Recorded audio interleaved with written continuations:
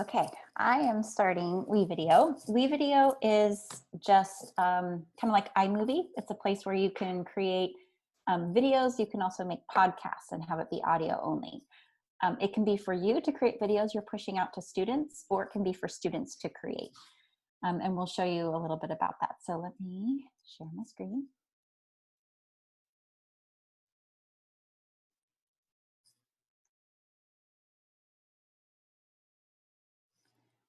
Okay.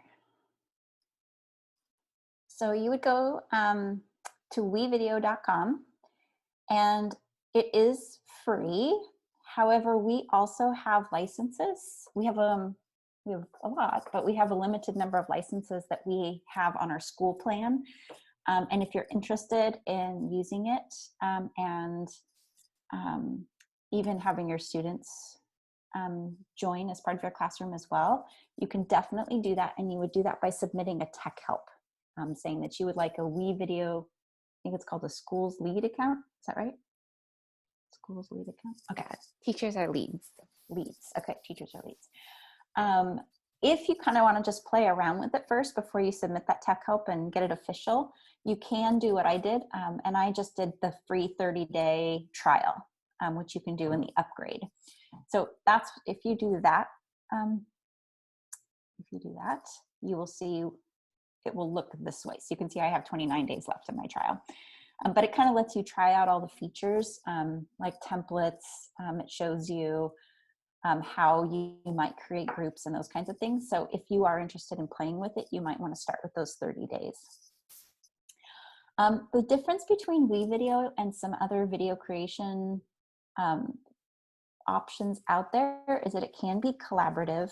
It's not collaborative the way Google Docs are, but it is in the sense that you can create groups.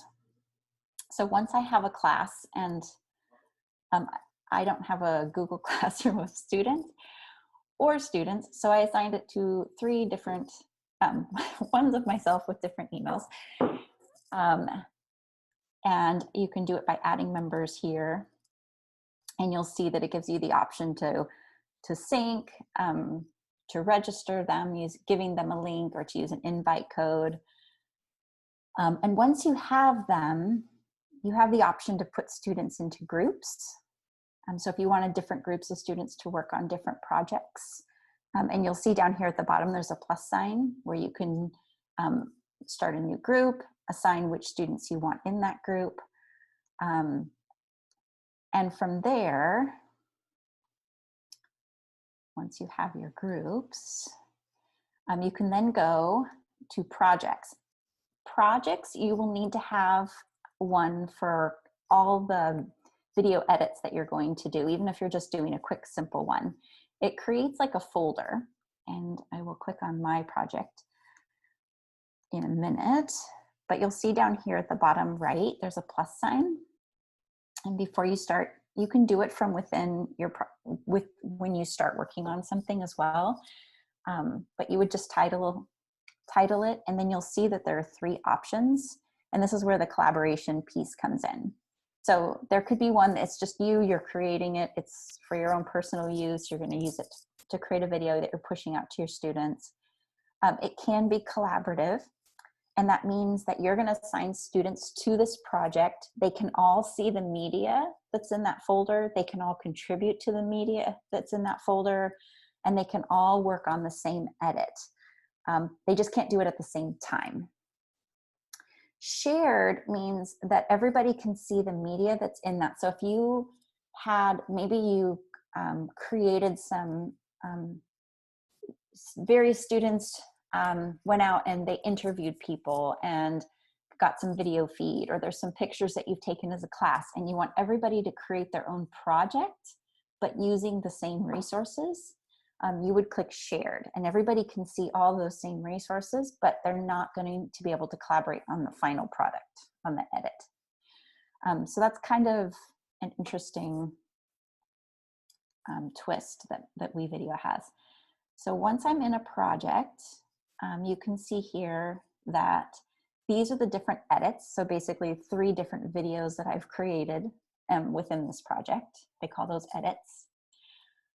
Project media, that I have on another tab. I haven't added any to this one. But you can add it here. So share media, select media, linked resources. So as a teacher, if I were pushing out this project, I might have some how-to documents, something that maybe some guidelines for an assignment or a rubric. You can link those into here and students can access them while they're working on the project, which is kind of helpful to have it all in one place. So let's say I am going to,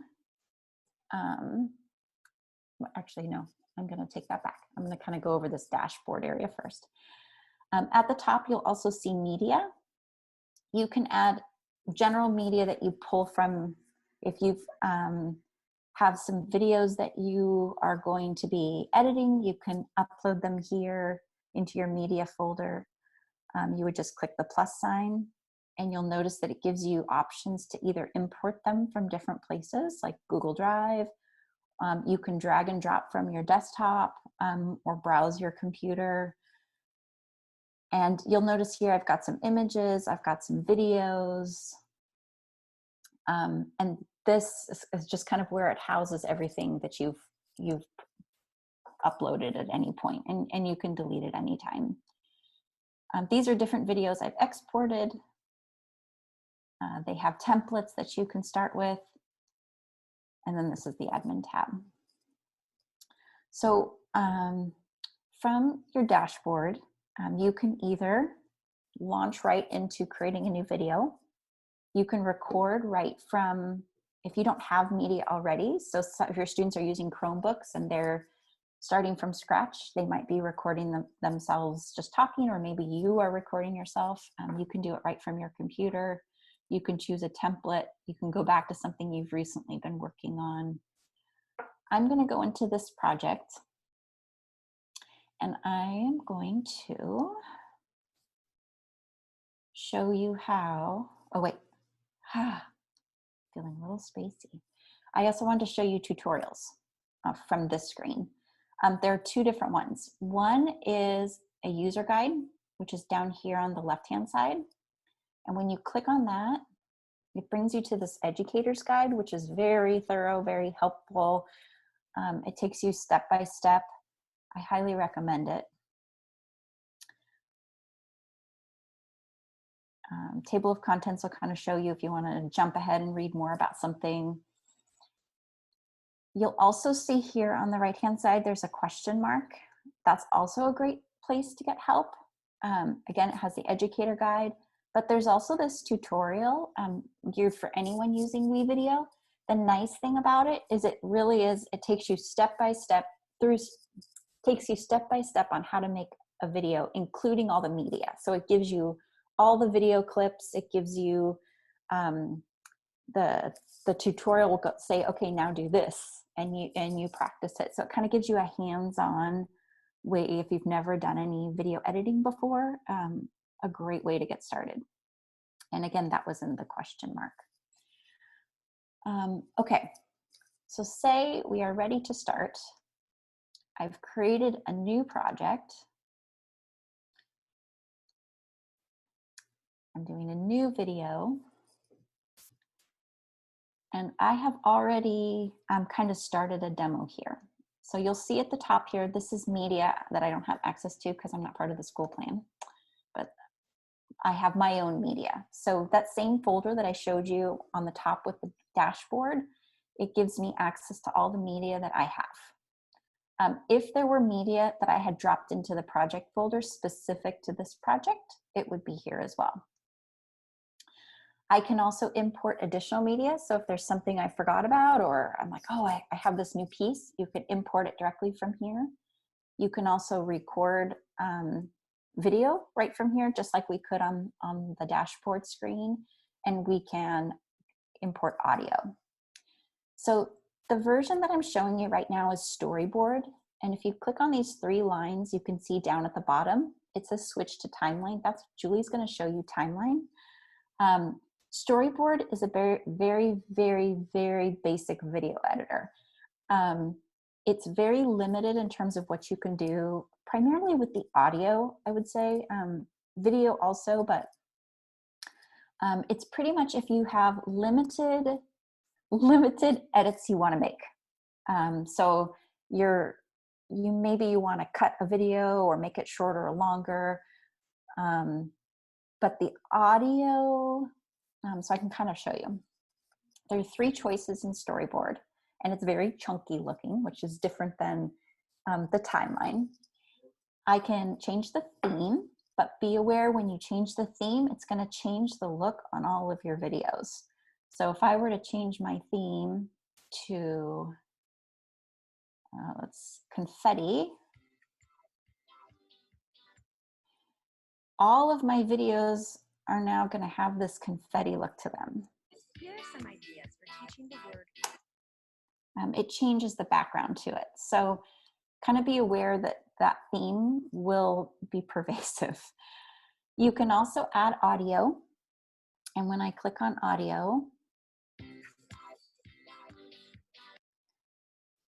it gives me a choice of some free things to use, some sound effects. It will go, and I could be, I mean, if anyone has experience with the storyboard version, as far as I can tell, this is just going to go through until it runs out. So this is a 2-minute long track. I can either loop it and it'll go throughout my whole presentation, or I can turn off loop and it will stop after 2:22. But you can't start and stop it with the videos the way you are going to be able to do in timeline. You can change the volume though, because if I add music, it's now going to play over the top of my videos, which is a problem. It would be better for like if you were doing like a slideshow with just pictures and you wanted music going throughout. But let's say I add it. And then the voiceover, same kind of issue. It's going to play over the top of everything. I looked, I couldn't figure out how to not make it do that. So if I were to do a voiceover, the nice thing is that you can say preview while recording. And that way, so if you had no audio on any of your video files, or if it was just all pictures, you could click record. I'll say 3, 2, 1.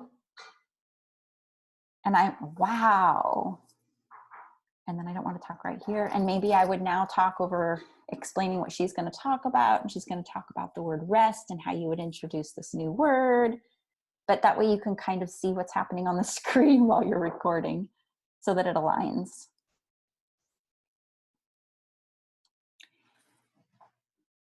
But again, this is going to go over the top of your video. So you kind of have to decide. I'm going to actually have to delete that. You're going to have to decide kind of what your purpose is. I would use storyboard feature again if I'm doing a slideshow and I just want to add some music to a bunch of pictures, because I'm just going to drop these in. I'm going to put them in the order that I want. It's automatically adding these transitions in between, which is another, storyboard's kind of like this automatic. It just kind of simplifies things. So if I were doing like a slideshow with music, super easy. If I wanted just to add a bunch of video clips, I can easily just cut them. If I wanted to trim, kind of like Misty was showing you, trim to make it shorter at the end, and I want to cut off the last 3 minutes, great. I can slide from the right to cut off from the right. I can slide from the left to cut off. I can also cut it in the middle. So if I wanted to stop her talking here, I could drag it, cut the scissors, and it will just split it in half wherever the scissors were.